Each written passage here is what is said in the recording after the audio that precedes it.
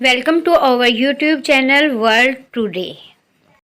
کہ جب چند لوگوں نے فتوے بازی کا ماحول گرم کیا تو میں نے خان صاحب سے جب پوچھا تو انہوں نے کہا کہ یار جب میں لا الہ الا اللہ کا مفہوم قوم کو سمجھاتا ہوں تو میں در حقیقت سنت نبی اور سیرت نبی صلی اللہ علیہ وسلم پر عمل کر رہا ہوتا ہوں.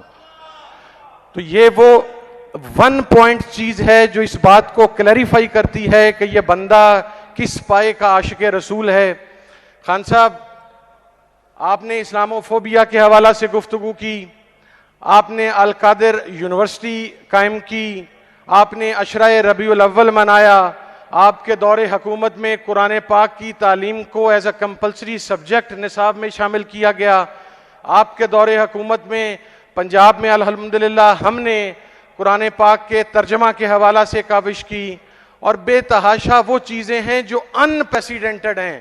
اس سے پہلے مذہب کے نام نہاد ٹھیکیدار اور مذہب کے نام پر اپنی دکانداری چمکانے والوں نے آج تک پاکستان میں اسلام کی شناخت کے لیے ان میں سے کوئی ایک قدم بھی نہیں اٹھایا.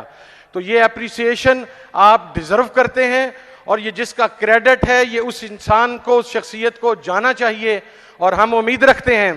اور یہ بھی آخری بات میں عرض کر دوں کہ یہ پاکستان کہ جو مامے چاچے بنے پھرتے ہیں they have nothing to do with Pakistan.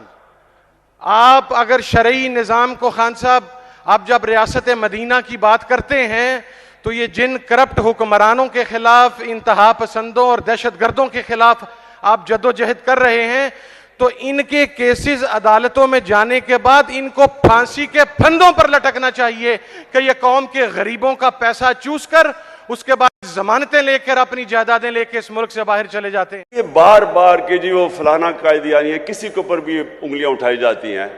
میں سمپل بات کر رہا ہوں، جس نے بھی قرآن پڑھی ہوئی ہے اس میں یہ چیز تو واضح ہے نا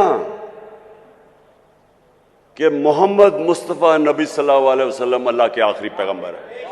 واضح ہی ہے، تو اس کے اوپر تو ڈبیٹ ہی نہیں ہے. ہم ایسے کہ کبھی کسی کے اوپر انگلی اٹھاتے ہیں.